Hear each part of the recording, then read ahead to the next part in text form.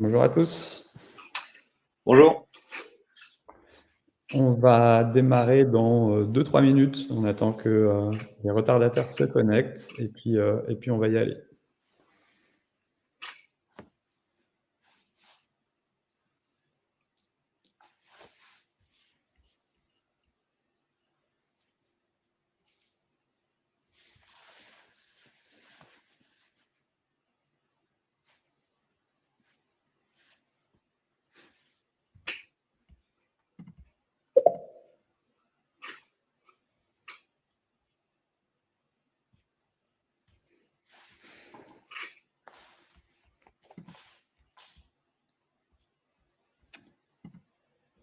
Bon allez, c'est parti. Du coup, on va commencer par se présenter. Donc, moi, je suis Nicolas Cholet. Je suis fondateur d'Honest, qui est une cabinet de conseil en data marketing, et je vais présenter ce webinaire sur Matomo avec Romain. Je te laisse te présenter, Romain.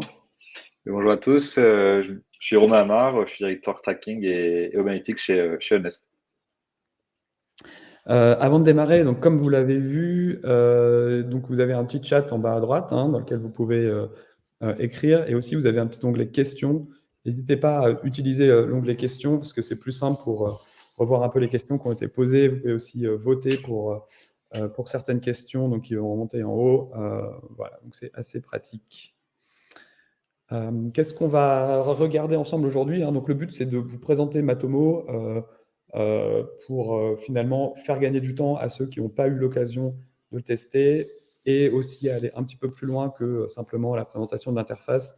Notamment, on va parler des sujets d'exemption CNIL, qu'est-ce qu'on peut faire avec, pourquoi, qu'est-ce qu'on ne peut pas faire, etc. Donc on va commencer par une présentation de l'outil et une démo de comment on l'installe et de l'interface.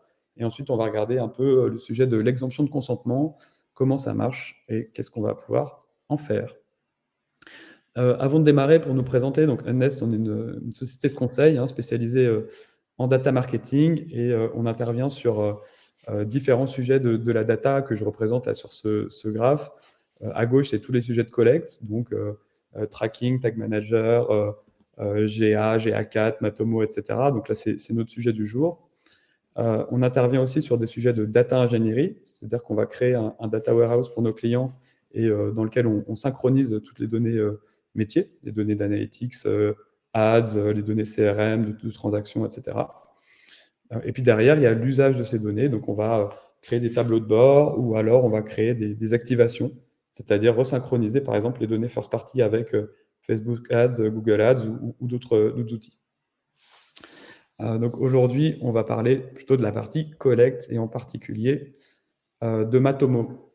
Donc Matomo, de quoi il s'agit pour faire simple? C'est un outil de Web Analytics qui a été créé en 2007, donc qui est assez vieux, qui ressemble beaucoup à, vous allez voir après, à Google Analytics dans ses anciennes versions en fait. C'est un outil qui est exempté de consentement, c'est-à-dire que, on va en reparler après, mais la CNIL a défini une liste d'outils d'analytics pour lesquels on peut faire de la mesure d'audience sans recueillir le consentement de l'utilisateur, avec certaines contraintes. Et Matomo a fait partie des premiers à en faire partie. C'est un outil qui est open source, c'est intéressant aussi parce que il n'y en a pas énormément. Donc c'est la possibilité de l'installer on-premise, et l'environnement technique, c'est PHP MySQL. Là aussi, c'est daté, daté de quand ça a été fait. Probablement, un outil moderne ne serait pas fait là-dessus. Et qui peut être hébergé en Europe, soit dans sa version cloud, donc hébergé directement par Matomo, soit naturellement en open source, puisqu'on peut l'héberger où on veut. Et pourquoi est-ce que Matomo est revenu à la mode, on va dire? Il y a un peu deux sujets qui ne sont pas exactement les mêmes, mais qui sont liés, qui sont des sujets essentiellement réglementaires. C'est-à-dire que depuis donc, le 1er avril 2021, vous savez tous, il faut demander le consentement des utilisateurs pour le tracking et l'analytics. Et en particulier, Google Analytics doit être soumis au consentement. Et donc, suite à ça, tous les sites ont vu une baisse de leur audience mesurée de 15, 20, 25, 30%. Et l'intérêt d'un outil comme Atomo, c'est en parallèle souvent, par exemple de Google Analytics, ça permet de récupérer finalement une sorte de source de données un peu plus fiable, qui permet de savoir quel est mon nombre de visites exact, et aussi de regarder qui consent, qui ne consent pas, etc. Donc ça a été le premier sujet. Et en soi, rien que pour ça, pour nous, ça vaut vraiment très largement le coup d'installer Matomo ou un autre outil exempté. L'autre chose qui était un peu plus récente, c'est la décision récente de la CNIL, en gros, de mettre en demeure un site qui utilisait Google Analytics sur le sujet du transfert des données aux États-Unis. Donc là, c'est beaucoup plus flou, parce qu'en fait, potentiellement, ça peut concerner tous les outils d'analytics et beaucoup plus largement. Donc, on a du mal encore à lire la portée de cette décision, mais malgré tout, elle a fait un petit peu peur à pas mal de monde.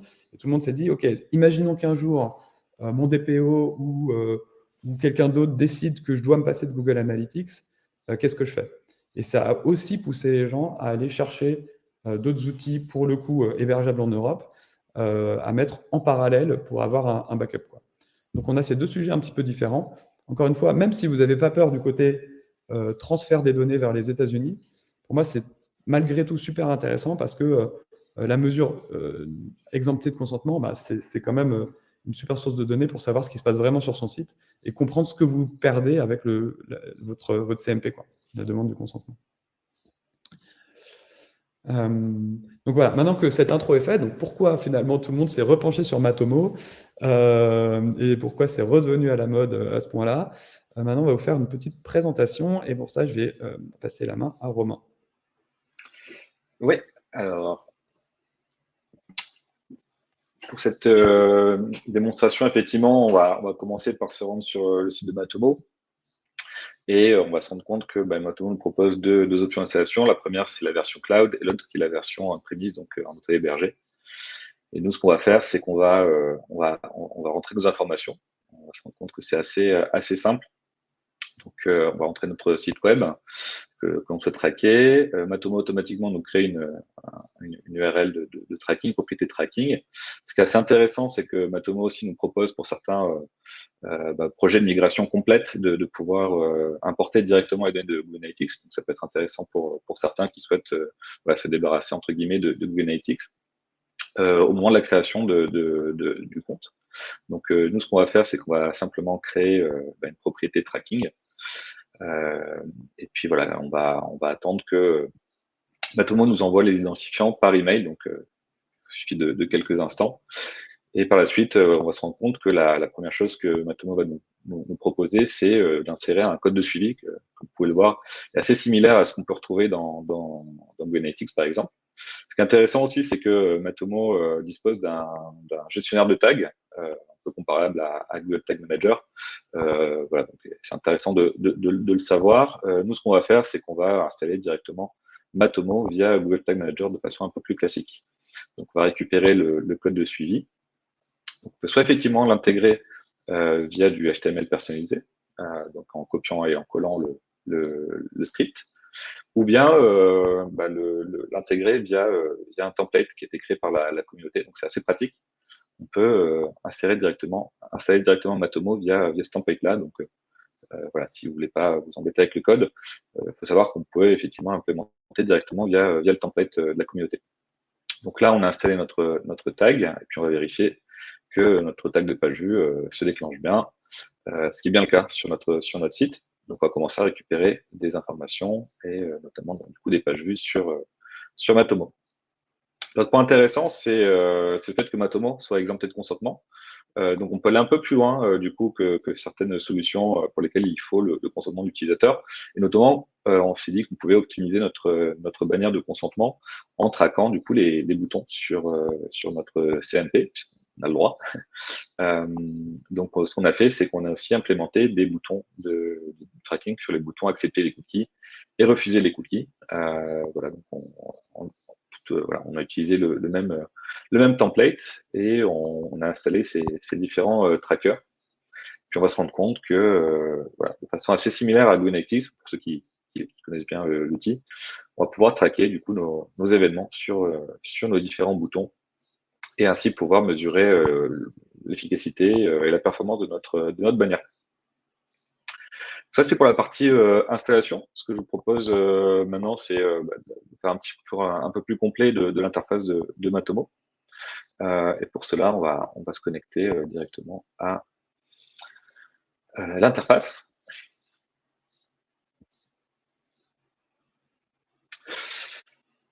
Et voilà, donc Matomo, sur l'interface, nous propose dans un premier temps un tableau de bord qui met en avant différents widgets qui peuvent être assez pratiques à utiliser. Donc voilà, avec les éléments les plus importants du site. Donc on peut se rendre compte que les widgets, on peut les modifier de place, les changer de place.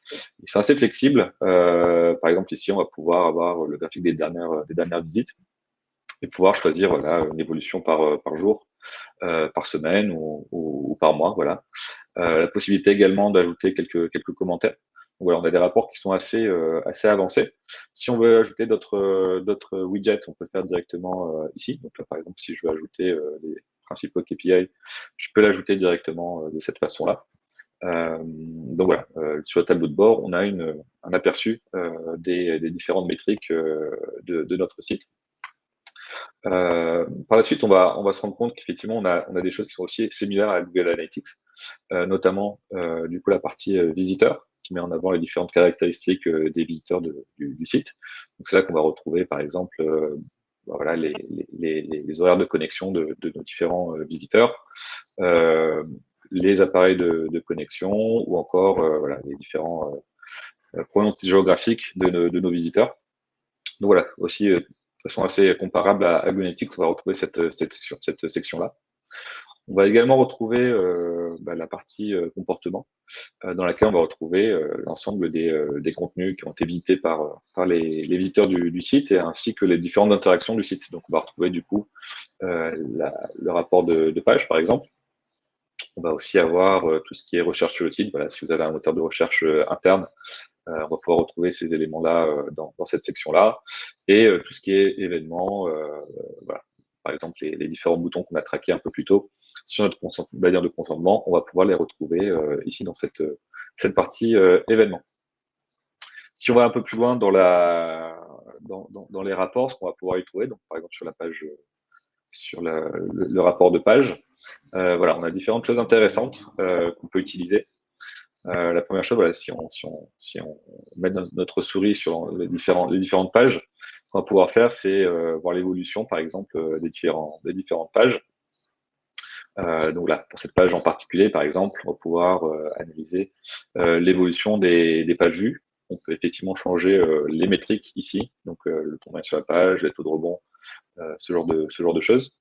Ce qui est intéressant également, c'est qu'on peut comparer, voilà, si nécessaire, deux pages. Donc ça aussi, c'est une fonctionnalité qui peut être assez intéressante à utiliser, voilà, si on veut évoluer, comparer l'évolution de deux pages de notre site. Donc voilà, ça fait partie des fonctionnalités de Matomo. Il y a d'autres choses assez intéressantes qu'on peut retrouver. Voilà, si on veut voir sur cette page en particulier les différentes visites de notre sur ces différentes pages, on peut aller du coup dans différents rapports. Ce qui est intéressant aussi, c'est cette vision ici hiérarchique. On peut aplatir ici, par exemple. Donc, on va avoir une vue un peu plus complète des différentes pages sur notre site, avec toujours donc du coup nos différentes métriques en face. Donc ça, c'est une vision de ces rapports-là. On peut aussi avoir différents types de façons d'analyser les données. Là, par exemple, on a cette possibilité de pouvoir voilà, avoir cette vue, par exemple, d'insight, où on peut voilà, assez rapidement voir l'évolution de pages qui ont été intéressantes à signaler. Alors, il faut savoir qu'effectivement, ces différentes visualisations, elles sont dépendantes des pages, enfin, des rapports. Là, en l'occurrence, on est sur notre rapport de page. Mais si on va, par exemple, ici sur le rapport de visiteurs, bah là, sur ce rapport-là, par exemple, on peut avoir différents types de rapports différents qui peuvent être assez intéressants à utiliser pour certains d'entre nous. Je continue du coup sur les différentes sections des rapports, notamment sur la partie acquisition. Donc c'est là qu'on va retrouver les provenances de trafic de nos différents visiteurs. Donc là, on va retrouver du coup les différents canaux d'acquisition, donc tout ce qui est moteur de recherche, réseaux sociaux, donc de façon assez classique. Alors, ce qui est assez intéressant, c'est qu'il faut savoir que Matomo peut récupérer voilà, si vous utilisez les UTM de tracking de Google, par exemple, par défaut, Matomo va pouvoir identifier ces UTM sources, UTM Medium et UTM campagne pour pouvoir voilà, automatiquement classifier les différentes URL de campagne dans les bonnes sections. Voilà, ce qui peut être assez aussi intéressant, c'est-à-dire qu'il n'y a pas de migration à effectuer de ce point de vue-là. Si on va un peu plus loin, du coup, on va se rendre compte qu'on a aussi également tous les rapports de e-commerce qui sont activés, et puis les objectifs, voilà, de façon assez classique, pour les événements importants à traquer sur le site. Voilà pour la partie donc, overview de Matomo. Je voulais m'attarder sur cette section-là qui s'appelle la partie rapport personnalisé. Alors, il faut savoir que les rapports personnalisés sur la version cloud, c'est une fonctionnalité qui est inclue dans l'offre. Par contre, si effectivement vous utilisez la version hébergé, auto-hébergé, voilà, c'est une fonctionnalité qu'il faut rajouter, qui est payante, qui est partie donc du coup de la marketplace de Matomo. Donc il y a plusieurs voilà, éléments que vous ne retrouverez pas dans la version auto-hébergée, pour lesquels il faudra donc du coup voilà, considérer un coût supplémentaire pour certains plugins, notamment les rapports personnalisés. Alors qu'est-ce que les rapports personnalisés? C'est la possibilité justement d'aller un peu plus loin que les rapports standards que nous avons, et donc pouvoir associer des dimensions et des métriques voilà, personnalisées. Donc là, par exemple, si on souhaite tout simplement avoir une vue par page et par type de visiteur, on peut effectivement le faire. Et donc, je vais vous montrer assez rapidement comment est-ce qu'on peut créer un nouveau rapport. Donc là, par exemple, si je veux créer un rapport de visiteurs par page et par campagne,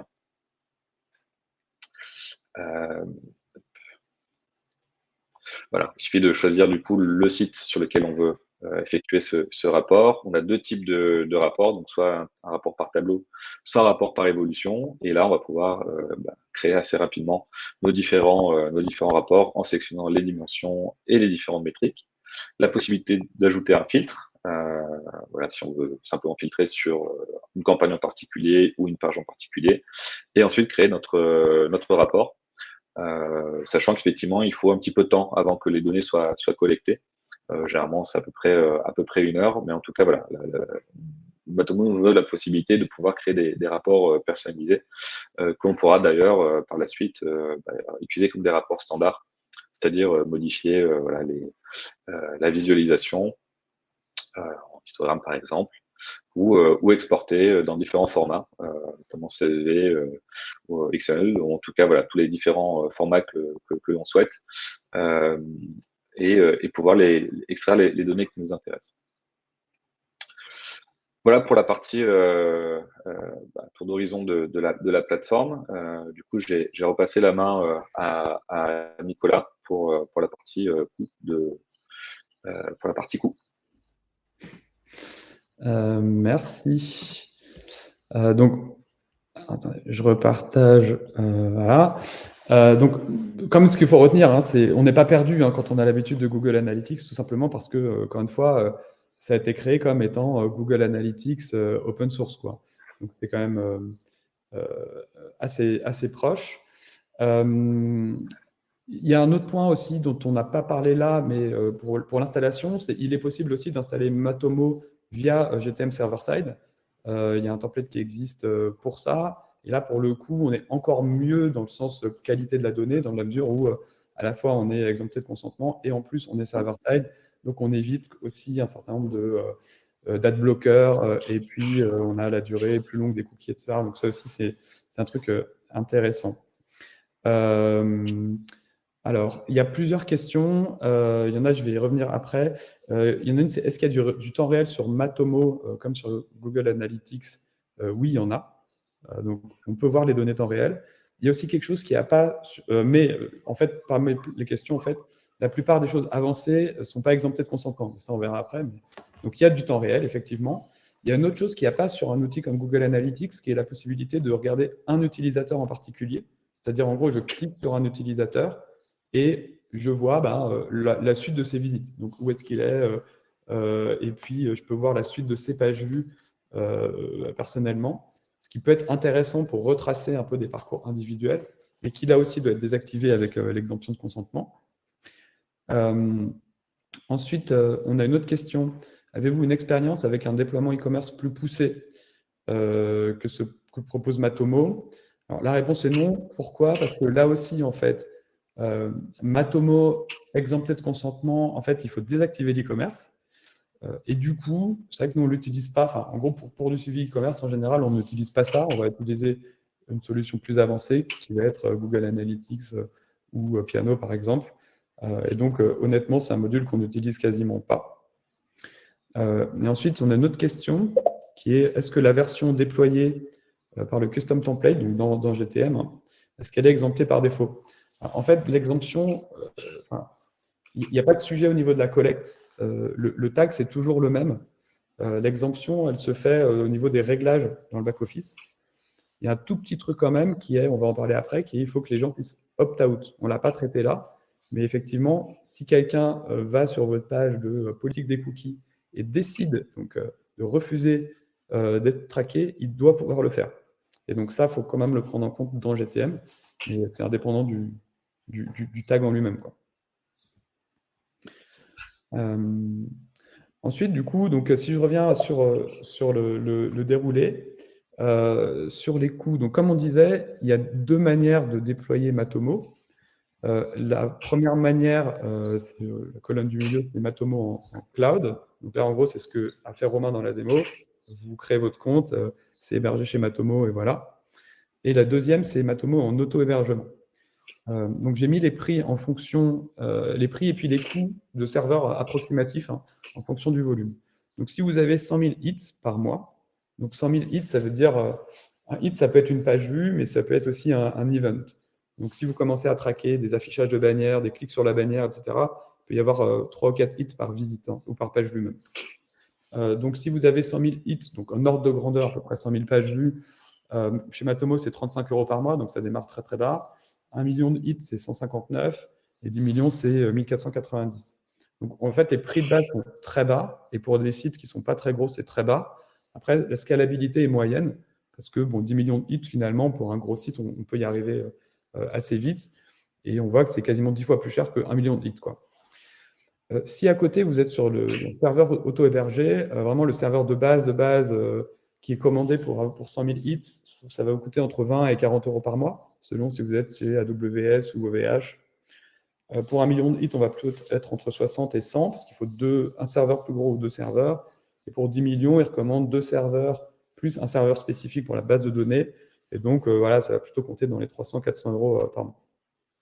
Donc, en fait, ce qu'il faut retenir, c'est, au final, moi, je pense que on ne va pas sur l'auto-hébergé en général pour le prix, sauf si on a de très gros volumes, mais en fait plutôt pour les autres intérêts de l'auto-hébergement, et essentiellement le fait d'être complètement propriétaire de sa donnée, c'est-à-dire j'ai accès à la base de données SQL, et puis aussi je peux décider de où se fait l'hébergement, et notamment je peux être sûr qu'il y ait par exemple on-premise, quoi. Quand on part sur l'auto-hébergé, il faut avoir en tête aussi qu'il y a des modules à payer. Donc pour nous, le minimum, c'est vraiment le custom report qui coûte 200 € par an.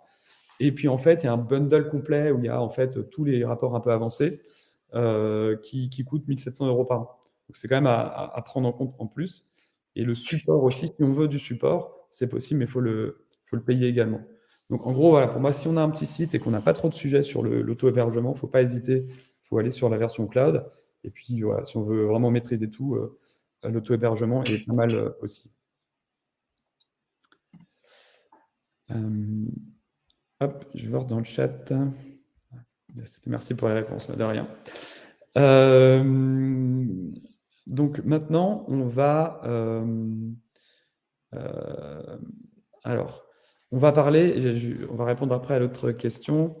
On va parler de Matomo et de data privacy au sens large, hein, et pas que l'exemption CNIL, mais on va aussi parler de l'exemption CNIL. Donc, quand on parle de data privacy, en fait, il y a plusieurs sujets. Et ici, j'ai fait un petit tableau dans lequel on a ce qu'on peut faire avec Matomo Cloud et Matomo auto-hébergé. Donc, un des sujets classiques, c'est l'anonymisation des IP. Ça, c'est natif sur les deux, il n'y a pas de problème. Le stockage en Union européenne, c'est aussi natif sur les deux, il n'y a pas de souci. L'accès aux données brutes SQL, ce n'est pas vraiment un sujet de privacy, mais c'est intéressant de le savoir. C'est qu'avec Matomo Cloud, on n'y a pas accès. Donc, si on veut avoir des données, il faut requêter par API ou faire des exports. Dès qu'on est en auto-hébergement, on a accès à la donnée brute. Hein. Finalité de traitement limitée à la mesure d'audience. Donc ça, c'est une des demandes de la CNIL pour l'exemption. Donc c'est possible, évidemment. Et l'exemption CNIL est possible selon le guide qui est donné, on vous donnera le lien à la fin, par la CNIL, qui a été validé par la CNIL. Ensuite, on a un autre petit sujet qui est la mesure hybride. Donc la mesure hybride, pour ceux qui ont l'habitude, par exemple, de dater Internet, Piano, Analytics, c'est l'idée de dire, quand les personnes n'ont pas consenti, je mesure l'audience d'une certaine manière, et pour celles qui ont consenti uniquement, je vais utiliser les fonctionnalités plus avancées, par exemple l'e-commerce, par exemple d'autres fonctionnalités, je sais pas, de remarketing, etc., pour Google Analytics. Il se trouve que sur Matomo, c'est pas vraiment prévu, et donc c'est pas absolument impossible, mais c'est vraiment pas fait pour ça, quoi. Et donc en fait, nous ce qu'on recommande, c'est pas trop de se poser de questions et de mettre vraiment la version exemptée en parallèle d'une autre solution plus riche, mais du coup qui n'est pas exemptée, quoi. Et en fait, ensuite, il y a un autre sujet qui est, si vous aimez vraiment pas les Américains, qui est finalement, est-ce que on est soumis au Cloud Act US? Donc, Matomo en soi, c'est une entreprise qui n'est pas américaine et à capital américain. Mais en fait, il se trouve que si on va vraiment loin, hein, la version SaaS de Matomo est hébergée sur AWS. En Europe, certes, mais ça reste une société américaine. Donc, si vraiment, vraiment, vous voulez rien avoir à faire avec les Américains, bah, du coup, il faut partir sur de l'auto-hébergement. Donc ça, c'est pour les questions un peu larges et pas seulement l'exemption CNIL. Pour l'exemption CNIL, donc en gros, il y a un certain nombre de fonctionnalités qu'il faut désactiver. Donc export de données plus rapport des visiteurs, c'est en gros les rapports temps réel, c'est ce qui permet de suivre une personne en particulier. Les adresses IP qu'il faut anonymiser. Tout ce qui est cookie tiers et cross-domaine aussi, qu'il faut désactiver. L'utilisation du user ID, ça c'est un peu comme dans Google Analytics, hein, on peut forcer un user ID dans Matomo, et donc il ne faut pas le faire dans le cadre de l'exemption. Le module e-commerce non plus. Pourquoi? Pour moi, c'est parce qu'il contient des ID de transaction, et donc je pense que c'est la raison pour laquelle ils ont préféré le retirer. Donc, ça veut dire qu'en gros, vous ne pouvez pas utiliser le module e-commerce de Matomo dans le cadre de l'exemption. Et Matomo aussi propose deux fonctionnalités qui sont des fonctionnalités du type Hotjar ou Clarity, qui sont du heatmap et de l'enregistrement de sessions, mais qui ne sont pas exemptées. Donc du coup, pareil, ça faut mieux le traiter à part.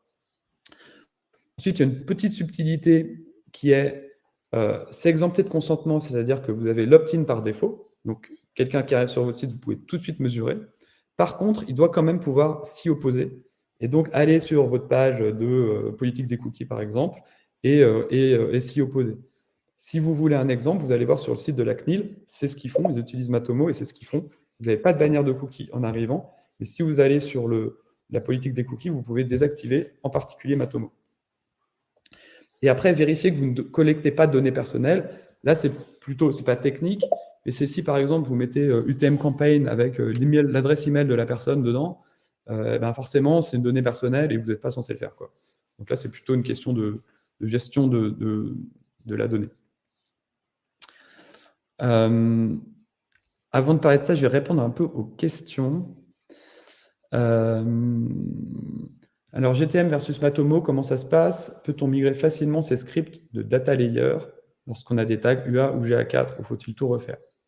Bon, le principe, c'est que on va en général utiliser les mêmes triggers, sauf la question du consentement, mais donc un trigger de conversion, un trigger de page vue, ce sont les mêmes. Donc, on va réutiliser ces triggers qu'on a pour Google Analytics. Et on peut tout à fait réutiliser aussi le data layer, puisque en fait, rien n'empêche de prendre une donnée du data layer, par exemple une dimension personnalisée, et puis de l'utiliser dans son tag Matomo, quoi. Donc, si on ne veut pas faire de choses différentes, on peut tout à fait utiliser l'environnement existant, et c'est l'un des intérêts, quoi. Enfin, c'est globalement l'intérêt de GTM, quoi. Savez-vous qui gère le support pour Matomo? C'est une bonne question. Je ne sais pas. Ce que je sais, c'est qu'ils répondent globalement, en général, en 24 heures. Je pense, si je ne me trompe pas, qu'ils sont plutôt basés en Europe de l'Est. Je pense que les fondateurs sont en Pologne. Et je ne sais pas s'ils sont salariés, pas salariés, etc. Nous, on s'est trouvé plutôt réactifs. Mais bon, voilà, c'est en anglais. C'est plutôt... Et c'est par email. Je ne sais pas, Romain, si tu as une expérience de support de Matomo partagée. Ouais, le support de Matomo répond en général en 24 heures. Voilà, effectivement, les réponses sont en anglais, donc voilà, il faut poser les questions en anglais et les réponses seront en anglais. Mais sinon, voilà, les réponses sont assez complètes. Et il me semble effectivement que ce sont des salariés de Matomo. Ok. Alors, voilà, j'ai quelques questions aussi dans le chat. Alors, il y a un truc qui est donc, si on est sur Matomo Cloud, est-ce qu'on peut utiliser un outil de data vis type Power BI, car on ne peut pas exporter les données sans consentement? Alors, je pense que non, c'est pas exactement ça. En fait, quand on désactive l'export des données, en réalité, c'est qu'on désactive juste certains rapports de l'interface qui donnent la donnée au niveau le plus granulaire, donc au niveau de l'utilisateur. En revanche, quand on va appeler les données par l'API, par exemple, on va avoir des données qui sont statistiques, et donc c'est pas exactement la même chose. Donc on peut quand même l'utiliser. Alors, le Cloud Act. Ok, merci Xavier. Alors après, j'ai des questions. Si on est un provider américain, AWS, mais hébergé sur des serveurs en Europe, est-ce qu'on est soumis au Cloud Act, etc. Je ne suis pas juriste. Je suis sûr qu'on est soumis au Cloud Act, malgré tout, puisque ce qui compte, en fait, c'est la domiciliation d'entreprise. Il suffit qu'elle soit américaine. Après, honnêtement, les risques que, je ne sais pas moi, la CIA demande à AWS de regarder vos logs Matomo et tout, je pense qu'elle est absolument nulle. Mais il y a des entreprises qui en font une question de principe, et qui refusent de travailler avec tout prestataire américain, quoi.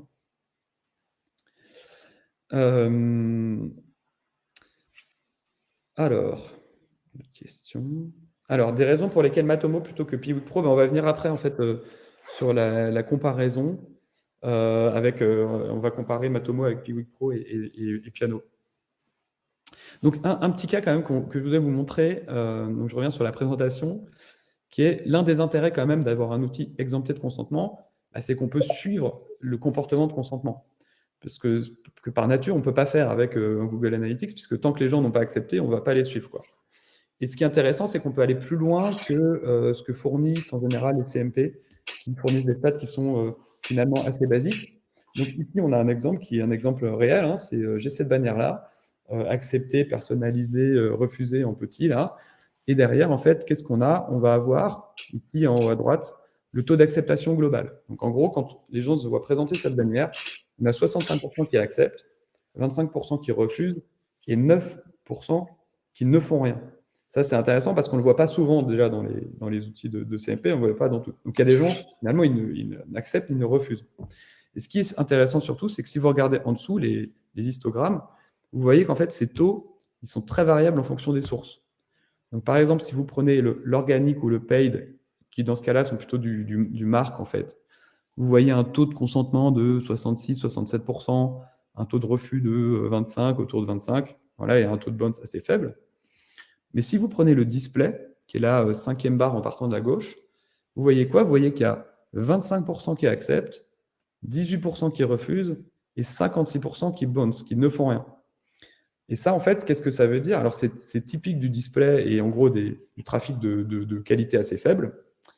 Ce que ça veut dire, c'est si vous mesurez la même audience dans Google Analytics, vous allez voir qu'un quart des visites. C'est-à-dire que vous ne mesurez que les gens qui ont accepté, donc c'est qu'un quart des visites. Donc souvent, moi, je vois des gens qui se disent, mais mon taux d'acceptation, c'est 65%, donc je vais prendre mes données Google Analytics et puis je vais mettre un ratio.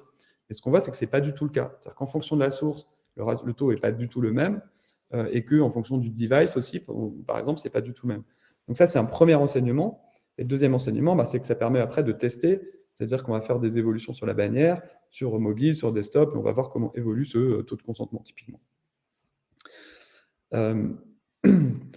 Ensuite, on a un deuxième sujet que nous, on fait assez souvent, c'est que finalement, l'intérêt d'avoir en parallèle un outil type Google Analytics et Matomo, c'est qu'on va pouvoir comparer les données et les mettre en regard, quoi.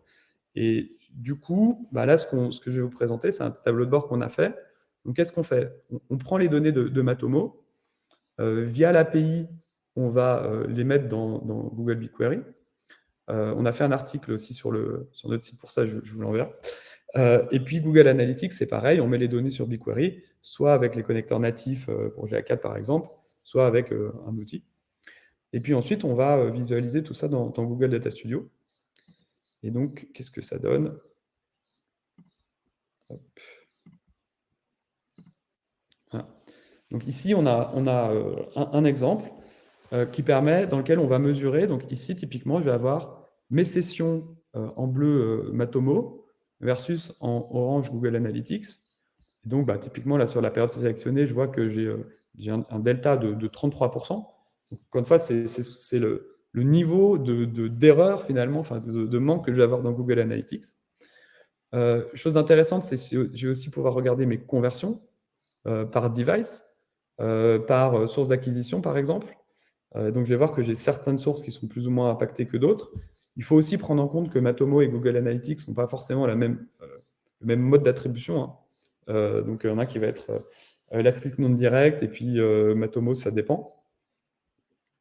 Et puis, je vais pouvoir zoomer, par exemple, par channel, par source, par mobile, desktop, etc.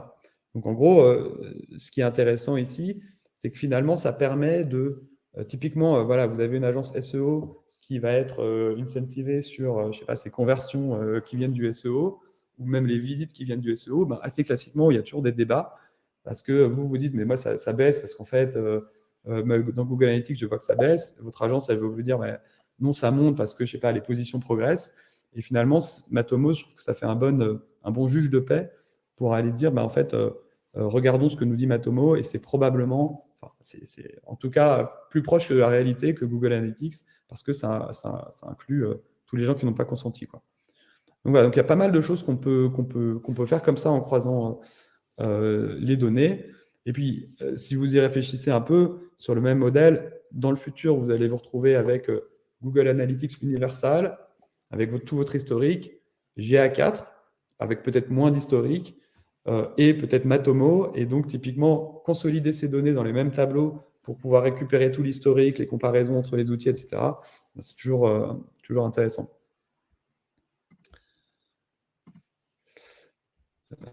Hop. Voilà un peu des exemples de ce que nous, typiquement, on fait. C'est-à-dire qu'encore une fois, on conseille d'avoir souvent les deux, sauf pour les gens qui veulent se débarrasser absolument de Google. Mais dans ce cas-là, en fait, c'est peut-être pas la bonne solution. Mais justement, on va regarder ça. Je vais... hop. Cyril... oui, voilà. Donc, comment explique-t-on l'écart de 33% sur les sessions? Effectivement, c'est ce qu'a répondu Clément directement dans le chat. C'est que si on mesurait tout ISO pareil, avec les mêmes triggers, probablement il y aurait quand même un petit écart. On ne sait pas exactement dans quel sens d'ailleurs. Mais là, c'est vraiment l'exemption, quoi. C'est-à-dire que dans un cas, on mesure que les gens qui vont accepter d'être traqués. Dans l'autre cas, on mesure tout le monde. Et donc, c'est justement ça qu'on veut savoir, quoi. Donc ensuite, Matomo, donc je vais le comparer ici. Alors, je ne vais pas citer toutes les alternatives. Et désolé pour ceux qui ne sont pas cités, qui sont peut-être là, je ne sais pas. Mais souvent, on compare à deux solutions. Une qui est Piwik Pro. Pourquoi? Parce qu'en fait, historiquement, c'est la même société, hein, parce que Matomo s'appelait avant Piwik. Et puis, ils se sont fâchés, ils ont splitté, ils ont fait deux entreprises différentes. Donc, c'est aussi pour ça que les gens pensent à Piwik Pro. Et puis, AT Internet, qui a été renommé Piano récemment, parce que c'est une solution historiquement française qui a été exemptée de consentement très tôt aussi et qui est assez déployée en France. Donc, peut-être juste déjà, avant de rentrer sur des choses plus pragmatiques, mais déjà sur le look and feel et la richesse, Piano, donc pour ceux qui n'ont jamais vu, en gros, ici à gauche, vous allez retrouver le même type de navigation que dans les autres outils d'analytics, hein. Mais c'est quand même assez puissant en termes de visualisation, quoi. Il y a beaucoup de choses possibles. Vous avez un query manager qui vous permet de faire toutes vos queries. Vous pouvez créer des rapports personnalisés. Vous avez vraiment enfin, tout le panel de visualisation. Il y a des sunbursts pour ceux qui aiment ça. C'est quand même un outil qui est très riche. Et quand on compare à un Matomo qui est assez old school, hein, vous l'avez vu dans l'interface, forcément, c'est pas exactement la même chose. Et puis, il y a Piwik Pro, qui a été en fait quand même une bonne surprise. C'est-à-dire que moi, j'avais en tête que c'était assez similaire à Matomo.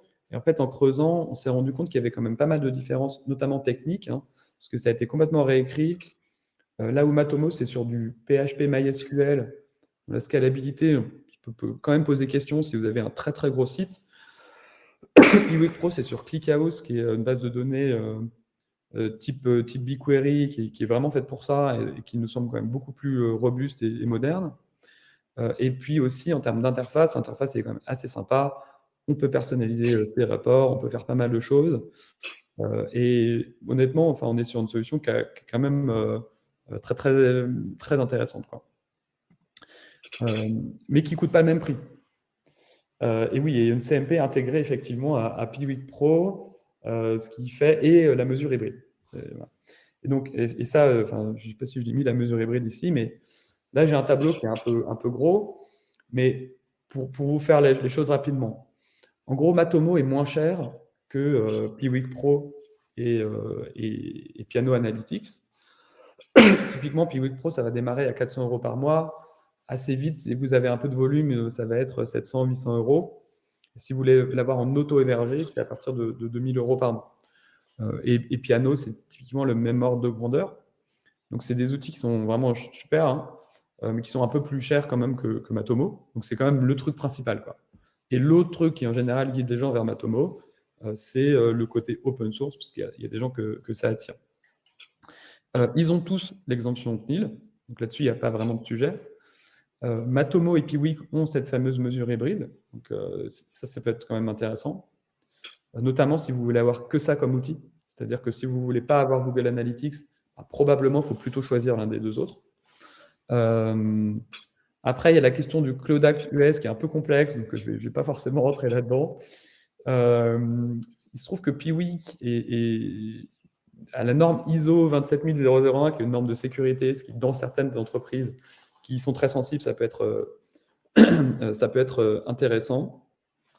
Et après, que ce soit Piano ou Piwik, ils ont quand même plus de connecteurs, notamment avec Tableau, avec Power BI, avec Qlik, avec des outils de DataVis, avec pas mal de choses comme ça. Donc, c'est quand même des outils qui sont un peu plus avancés. Pour moi, il y a vraiment, en gros, Matomo comme solution de base que je recommanderais, on va dire, à tout le monde en parallèle de Google Analytics. Et Piwik ou Piano, qui, à mon avis, sont plutôt à étudier en remplacement de Google Analytics, parce qu'ils sont finalement très complets et un petit peu plus chers, quoi. Voilà pour la comparaison. Et puis, on arrive à la fin. Je ne sais pas s'il y a encore des questions, parce qu'on a répondu à pas mal de questions déjà pendant le chat. Ou si, Romain, tu veux ajouter autre chose? Non, effectivement, tu as à peu près couvert le sujet des comparaisons. Effectivement, en tout cas, on a testé Piwik Pro récemment. On était assez surpris pour revenir sur la question qui a été posée un peu plus tôt, notamment en termes de, voilà, je vous présentais un peu plus tôt Matomo avec les rapports personnalisés. Là, effectivement, on est sur une solution qui nous permet de faire des choses un peu plus avancées. Donc, je pensais à ça, que voilà, certaines limites de Matomo sont couvertes par Piwik Pro et par Internet. Donc, comme tu l'as dit, je pense qu'effectivement Matomo s'adresse plutôt à des sites qui ont des plans de tracking un peu plus basiques. Effectivement, tout ce qui est Piwik Pro et Internet viendrait en remplacement de Google Analytics, comme tu l'as dit. Et je vais en profiter pour vous partager quelques liens aussi vers des articles qu'on a pu faire. Donc, en gros, là, on a fait un article sur comment déployer Matomo avec GTM Server-Side. On en a fait un autre sur comment importer ces données Matomo vers Google BigQuery, que vous trouvez aussi sur notre site, donc inside.nest.co, si ça vous intéresse. Je vais voir dans le chat. Hop, merci beaucoup, merci à vous. Alors, si ça vous a plu d'ailleurs, donc il y aura le replay qui sera accessible, et donc n'hésitez pas à le partager. Les gens pourront encore s'inscrire pour le voir. Et aussi, on fait un webinar sur GA4, un peu le même idée, donc vraiment passer en revue l'outil, qu'est-ce qu'on peut faire, qu'est-ce qu'on ne peut pas faire. Et puis on va regarder un petit peu aussi ce qu'on peut faire avec BigQuery, parce que ça, c'est un des intérêts de GA4. Et je vous mets le lien pour vous inscrire, c'est dans 2 semaines. Hop. Voilà. Et oui, Alexandre, GA4, c'est bien. L'interface est moche. Enfin, pas moche, elle est incompréhensible. Mais après, derrière, c'est bien quand même. Voilà. Du coup, si on a terminé, je vais vous remercier. Et puis on va s'arrêter là. Et je vais souhaiter une bonne journée à tout le monde. Salut. Bonne journée à tous. Au revoir.